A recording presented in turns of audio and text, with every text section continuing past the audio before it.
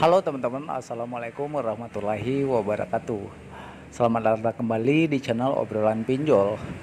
Di video kali ini aku bakalan obrolin gimana caranya menghadapi debt collector yang datang ke rumah. Dan semua video ini berdasarkan pengalamanku dalam menghadapi debt collector yang sudah berkunjung ke rumah.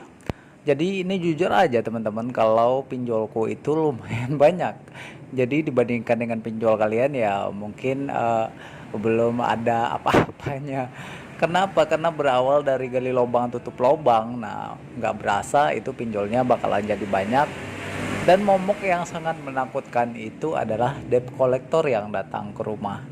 Jadi apa saja yang bakalan kita lakukan sebelum debt collector datang ke rumah? Mungkin cara aku dalam menghadapi DC-nya bisa teman-teman terapkan jika teman-teman didatangin sama debt collectornya. Jadi kita harus paham hak dan kewajiban kita sebagai konsumen, dan debt collectornya juga paham tentang tugasnya dia, seperti itu. Jadi di video kali ini aku bakalan mengupas tuntas bagaimana cara menghadapi debt collector yang datang ke rumah. Oh ya, sebelumnya aku mau mengucapkan banyak terima kasih kepada teman-teman semua atas support teman-teman semua kepada channel ini. Oke teman-teman, jadi aku tuh ada ya beberapa pinjol yang datang ke rumah. Jadi mungkin pas galbay dulu ya. Jadi galbayku itu di tahun 2018 itu udah mulai ya.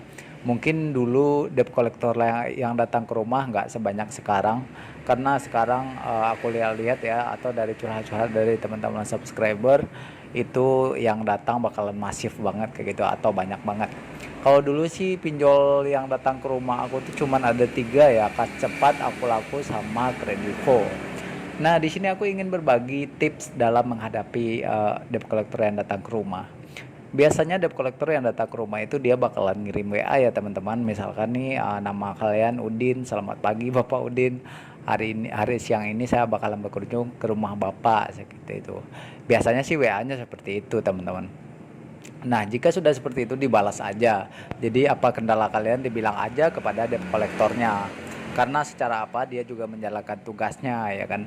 Jadi jika kalian menghindar, nah nanti bakalan lebih dikejar-kejar sama debt collectornya. Terus selain pendekatan secara humanis, kalian juga bisa jika dia udah datang ke rumah kayak gitu, kalian bisa dia ditanyakan ID cardnya ada nggak, seperti itu, atau surat tugasnya ada nggak.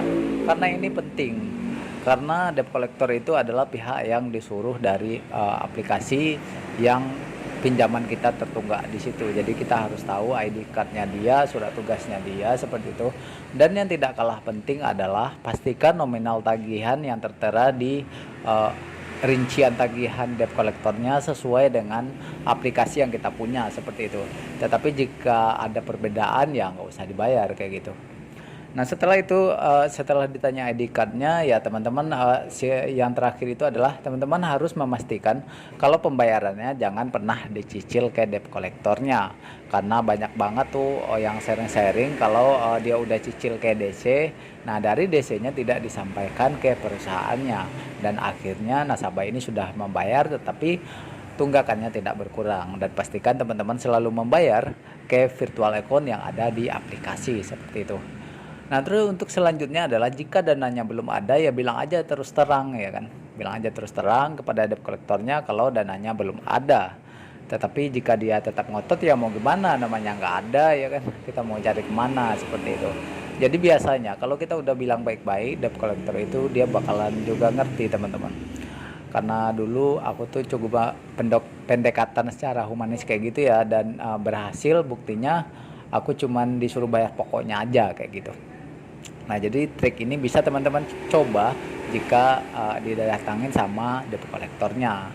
Nah, lain lagi jika debt collectornya itu sudah marah-marah, sudah mempermalukan nasabah, jangan lupa untuk divideokan, seperti itu.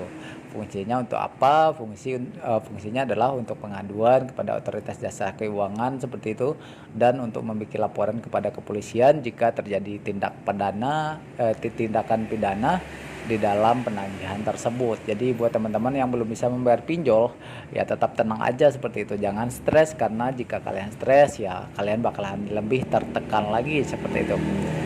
Jadi mungkin cukup sampai di sini aja ya video kali ini. Semoga video singkat ini selalu memberi motivasi kepada teman-teman semua ya. Dan jangan pernah putus asa, tetap semangat dan salam obrolan pinjol.